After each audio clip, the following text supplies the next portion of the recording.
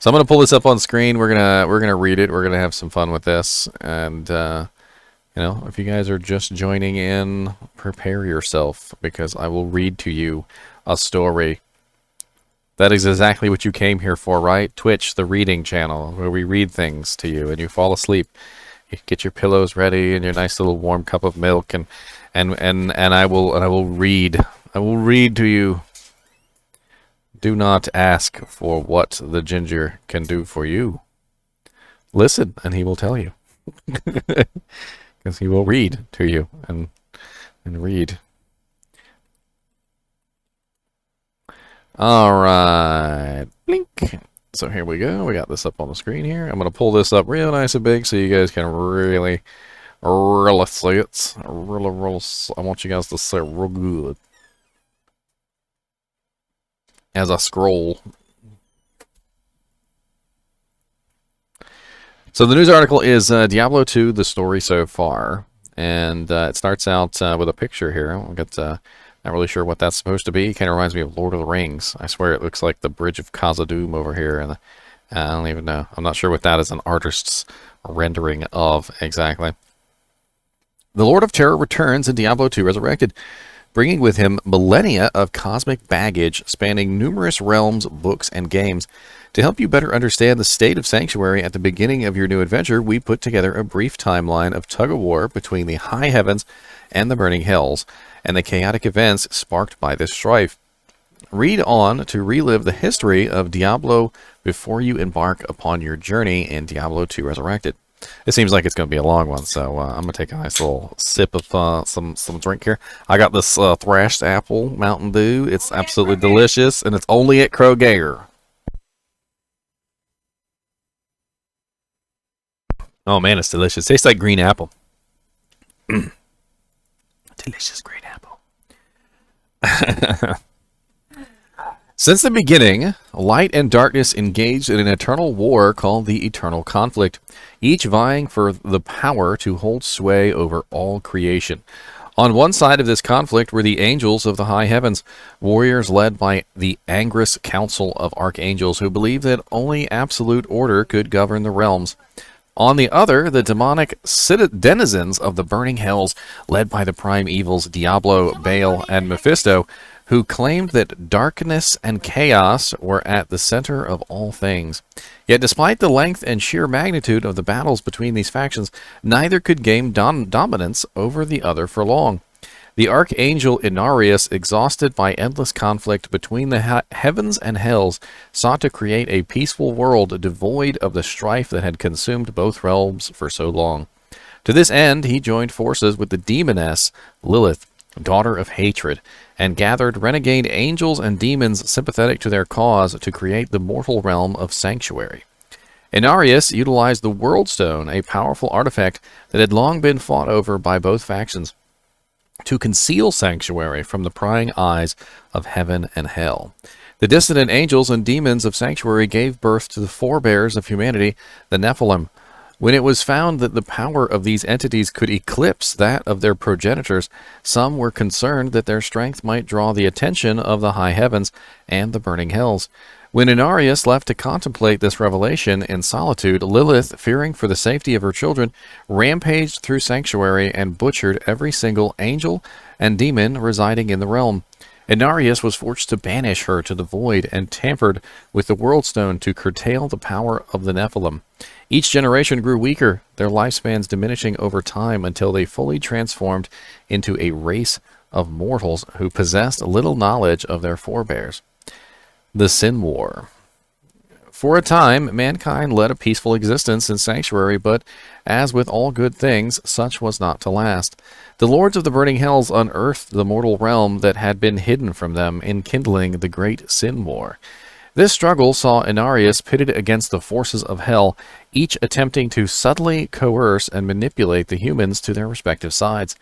Both vied for control over mankind, the demons seeking to brandish the mortal denizens of Sanctuary as weapons in the eternal conflict, while Inarius sought to keep control of the perfect world he had created. To influence humanity, the prime evils of the burning hells founded the Temple of the Triune. This cult was comprised of 3 branches devoted, unbeknownst to the mortals, to alter egos of the prime evils, Mephis, Dialon, and Bala. The Triune slowly and subtly seduced humanity to the side of sin, growing in numbers as the decades passed and the influence of the prime evils went unchecked. In an attempt to offset the Triune's growing power, Inarius adopted the guise of the prophet and created the Cathedral of Light to preach the tenets of the high heavens. The stalemate between light and dark continued in the sanctuary as it had in heaven and hell. Both the Triune and the Cathedral of Light spread their respective gospels throughout the lands and amassed swaths of believers until their game of chess was upset by the return of humanity's first mother, Lilith.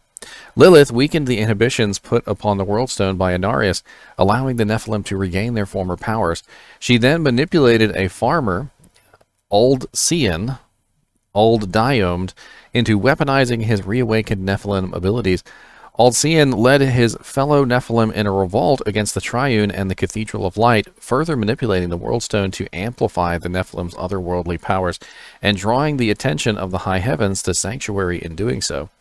A triplicate war broke out, ending only when Inarius banished Lilith to the void once more, and Aldcian realized that the unchecked Nephilim could spell doom for all Sanctuary. He sacrificed himself to once more suppress the power of the Worldstone, divesting his fellow Nephilim of their regained abilities in the process. Following Aldcian's sacrifice, the Angrist Council and Mephisto convened to decide the fate of Sanctuary. Both sides of the Sin War came to an eventual agreement. In exchange for Inarius' internal imprisonment in the burning hells by Mephisto, heaven and hell would refrain from interfering in the affairs of Sanctuary and would instead allow humanity's future generations to walk the path of light and dark of their own unbiased accord. Thus, mankind's memories of the Sin War and the demons and angels that had once walked amongst them were erased, and the entire affair faded quietly into history. The Dark Exile and the Horadrim. The agreement Mephisto had made with the Angrist Council drew the ire of the 4 lesser evils of the burning hells, who began to question the authority of the prime evils. They believed that the 3 to be unfit to continue the fight against the high heavens, and began an uprising that consumed all of hell. The lesser evils emerged victorious and exiled the prime evils to the mortal realm.